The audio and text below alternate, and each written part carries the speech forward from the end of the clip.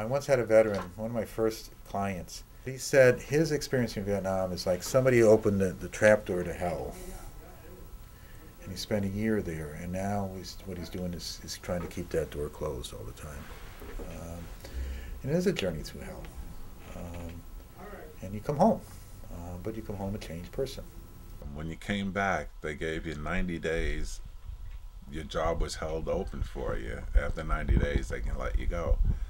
So after 89 days, I went back to Wall Street, and I changed, and I didn't want to stay there anymore. Worked for a terrific company and some wonderful managers who kept piling on the responsibility, and I think that helped in my rehabilitation. It was so much harder transitioning back, coming back to the United States than going over to Iraq. Because at least when I was in Iraq, there was, 100 other guys that were going through the same thing that I was going through. My parents, all my friends, everybody I knew, and then when I went to work, they remembered me as I was 2.5 years prior. I couldn't buy a beer. I couldn't buy any booze. I couldn't go get a credit account so I could get a set of silverware for my mother for Christmas. And that was a hard thing after going through all the experiences of the responsibility of being a staff sergeant and command and all this, and all of a sudden they tell you you're a kid again. I didn't fit. And many of the guys had said the same thing. And a lot of them, including myself, after a couple of years, I went back in the Army again. But I had all these green kids in the States here who come into the service, got their basic training. None of them had ever seen war. And they were kids. And I didn't fit there. It was a very strange period of time. There was no niche for a lot of us.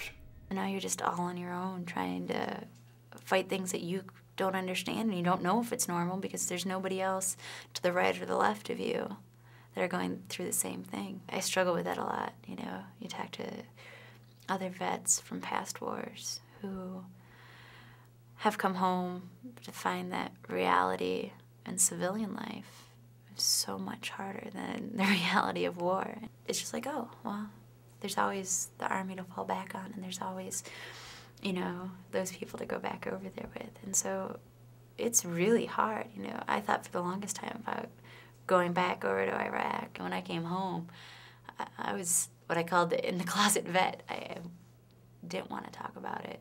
We'd go around, how lots of days, the first days of class or whatever, you go around and you kind of introduce yourself and whatever. And I was always like, told people I had been abroad for the past year. I mean, I used to tell people that I was hurt in a skiing accident or something, instead of telling them I was wounded in Vietnam. Unfortunately, our society back then didn't separate the warriors from the war. So they were taking out their frustration or their political agenda on the people who were fighting the war, not the people who were conducting the war. It's the way we're treated as Vietnam vets. Like the VFW didn't accept us. We couldn't join the VFW. And we're isolated. We tend to stay by ourselves. We don't join organizations. We don't do any of that kind of thing. I didn't like being inside. I camped out a lot. I didn't like being around crowds of people. Just felt terribly claustrophobic and uncomfortable. I found that I couldn't stand being in crowds of people. I don't know what the relationship was. I couldn't stand waiting online for anything. I was much jumpier and more nervous than I had ever been. It's hard to talk to somebody that doesn't have any conversance with this aspect of a war or war. I'm a hermit. I prefer to be. I couldn't relate to other people my age, and which of course made me more isolated and didn't really want to go out and spend my time with those people, and when I did it would just flop, and it was horrible. It was a downward cycle, and one that I still fight to this day. I mean, I haven't had a good healthy relationship with a male Probably, well, definitely since I've gotten home, but probably within the last 2-3 years. I was addicted to painkillers. It was a point where the pain wasn't even particularly, it wasn't as bad as it is sometimes, but I was taking them anyway, And I was drinking too. I guess I stayed shut down for a long time. I drank a lot. I did drugs. I smoked a lot of pot and stuff, and I just stayed at a bar, and I did that for about 5 years straight.